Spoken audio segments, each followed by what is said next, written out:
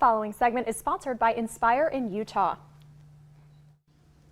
As you are finishing up your holiday shopping, why not shop local? Nubia is here to share how the state of Utah is working to help local entrepreneurs to succeed. Welcome, Nubia. Thanks for joining us. Excellent. Thank you so very much for having me. It is a pleasure. Absolutely. Well, let's talk about how Inspire in Utah helps support small businesses. Absolutely. So Inspire in Utah is an initiative that's part of the larger In Utah campaign at the Governor's Office of Economic Opportunity. And that initiative seeks to make sure that we're encouraging Utahns to buy local, to buy from small businesses, from micro small businesses, because we know how important, especially as we emerge from COVID, for us to make sure that we are supporting these businesses so that they can thrive, that they don't have to close, and that they in fact know that in Utah, we want to make sure that we are investing in those small businesses, which are the backbone of our economy. I love that. I love how you put that. And speaking of which, there are some methods that you can do. So how are you using these methods to really support these small businesses?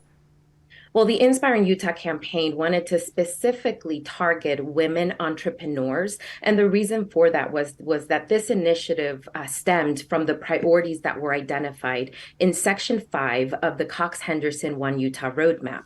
That's where we really talk about equality and opportunity, investing in communities that have been historically underserved.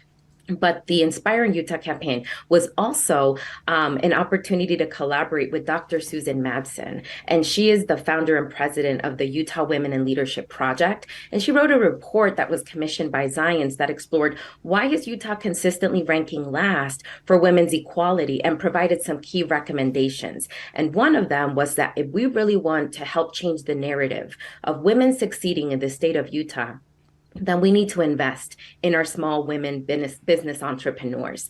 So we are hoping to help inspire 1,000 new women-owned businesses in the state by creating targeted messages for those that are seeking to return to the workforce, for those that identify as women of color, veterans, LGBTQ, immigrants, refugees, women of all walks of life, for them to know that if they want to contribute to the economic portfolio and profile of Utah, that there are pathways and avenues for them to get involved. So Inspiring Utah really is targeting women, hoping to empower them to be able to think of themselves as business leaders, business owners, or if they stepped away from their careers to raise their families, if they're interested potentially in exploring the labor force and the market, that there are ways for them to be able to reintegrate and to know that we will welcome them with loving arms. So we're excited about what this is trying to do.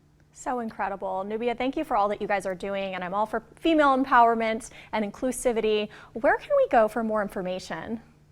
Absolutely. If folks are interested in learning more about this initiative, inutah.org/inspire. And there they're going to be able to find so many resources. It's not just about telling the stories of great women leading in our community as business owners and business leaders, but this is also a way for them to connect to networking, professional development, learning opportunities, and most of all, and most important, especially for those that are wanting to start but may not necessarily have the funding, it's linking them to resources where they would be able to learn how to access capital. Incredible. And one of the initiatives so that great. we really... Oh, thank you so much. I'm sure we could talk about this all day, but thank you for all that you are doing and for joining us today, Nubia. It's been a pleasure.